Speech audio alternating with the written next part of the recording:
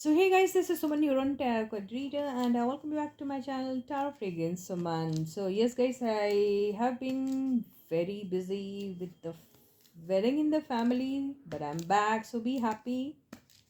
तो या रीडिंग ले लेते हैं अभिया की. ठीक है, करंट एनर्जीज क्या हैं इनकी, लेट अस चेक आउट. ठीक है. तो कैमरा ठीक से सेट नहीं हो पा रहा है. तो current energies, current status of Abhiya. Okay, relationship status, their energies, let us check out. So let me pull out all the cards first. Okay.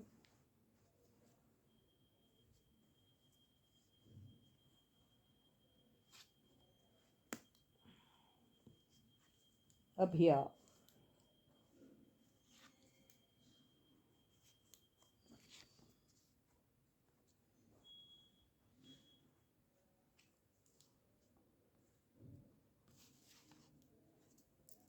Okay,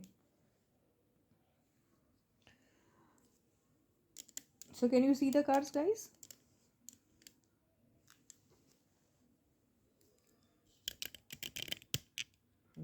Yeah, very good.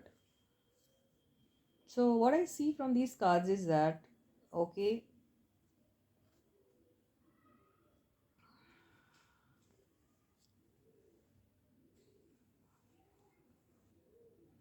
huh.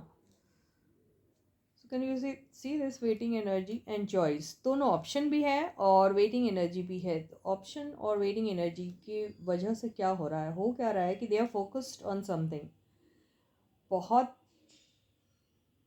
Determined हैं अपने काम को लेकर. और अगर ये relationship वाला मामला कहीं से भी आप अगर आपको दिख रहा है तो भाई फोकस्ड हैं, एक दूसरे के ऊपर फोकस्ड हैं, ये कह सकते हैं.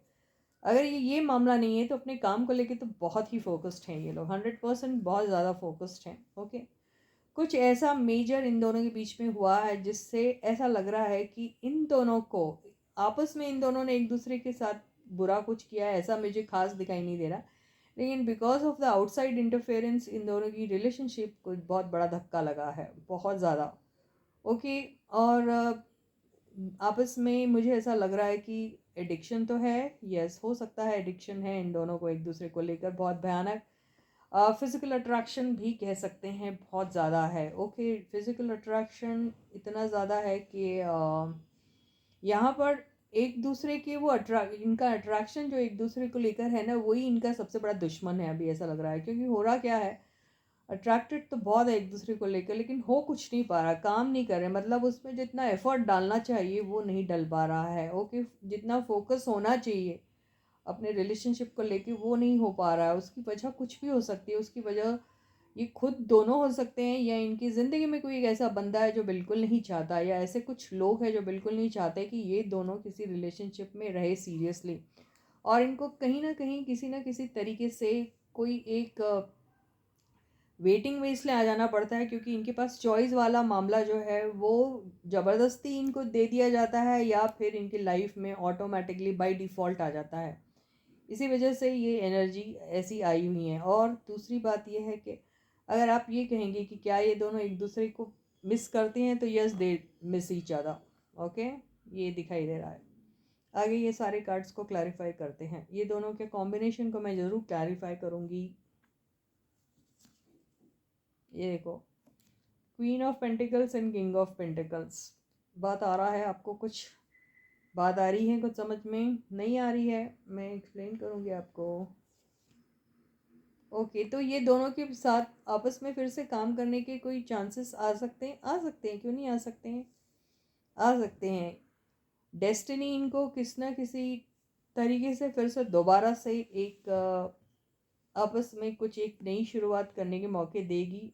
हाँ बिल्कुल देगी, हो सकता है. मुझे बहुत एक ज़बरदस्ती कोई एंडिंग ज़रूर होगी, किस चीज़ की होगी ये तो वक्त ही बताएगा. लेकिन उसके बाद जो इनकी लाइफ स्टार्ट होगी उसमें काफ़ी खुशियाँ, अबंडेंस और वो सब चीज़ें मुझे दिखाई दे रही है. ओके, फिर से दोबारा से टू ऑफ सॉर्ट्स का आ गया है मामला, यानी चॉइस रहेगी. ये वाले कार्ड को देख के ही मैं समझ गई थी कि इनकी लाइफ में बहुत कुछ हो भी सकता है, लेकिन एक प्रॉब्लम आएंगी चॉइस को लेकर. ओके, तो फिर चॉइस वाला जब मामला आएगा तो इनडिसिसिव हो जाएंगे ये लोग एक दूसरे को लेकर, और कुछ वक्त तक पॉज वाली एनर्जी में चीज़ें आ सकती है। लेकिन क्या है, बहुत डिटरमाइंड है ये लोग, बहुत स्ट्रॉन्ग है ये दोनों, मेंटली बहुत स्ट्रॉन्ग पर्सनालिटीज़ हैं दोनों अभी। मेंटल स्ट्रेंथ काफ़ी स्ट्रॉन्ग है इनका अभी। ओके, तो इनके बीच में एक बिगनिंग तो आ सकती है, लेकिन ये चॉइस जरूर आएंगी इनकी लाइफ में। दोनों एक दूसरे को पसंद भी करेंगे, लेकिन साथ में कुछ और चॉइसेस भी रहेंगी इनकी लाइफ में। क्या होगा तो देखिए, अभी इन लोगों के बीच में ईगो वाला मामला भी आ सकता है। ये भी हो सकता है कि ये सोचें कि भाई बंदी मेरे सामने आए, बंदी प्रपोज करे, और बंदी सोचे कि बंदा आए, बंदा प्रपोज करे। ऐसा वाला एक माहौल मामला क्रिएट हो सकता है। न्यू बिगनिंग, री बिगनिंग के चांसेस दोनों हैं इनकी ज़िंदगियों में। नए लोग भी आ सकते हैं और आपस में इन दोनों की री बिगनिंग भी हो सकती है। 5 ऑफ पेंटिकल्स को क्लैरिफाई कर लेते हैं, आखिर ये कार्ड क्यों आया है। ओके,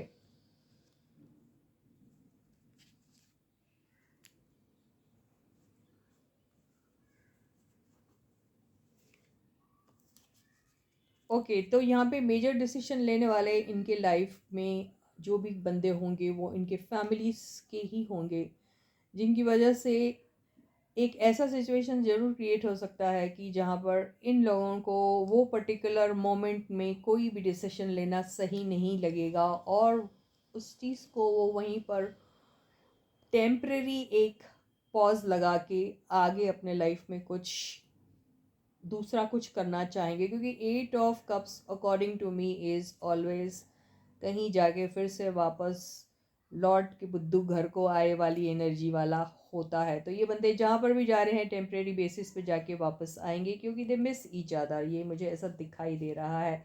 और अभी ये दोनों के बीच में कुछ नहीं हो सकता, क्योंकि ऐसा लग रहा है कि इनके लिए जो बाहर के लोगों की जो एनर्जीज़ हैं वो बिल्कुल भी फेवरेबल नहीं है।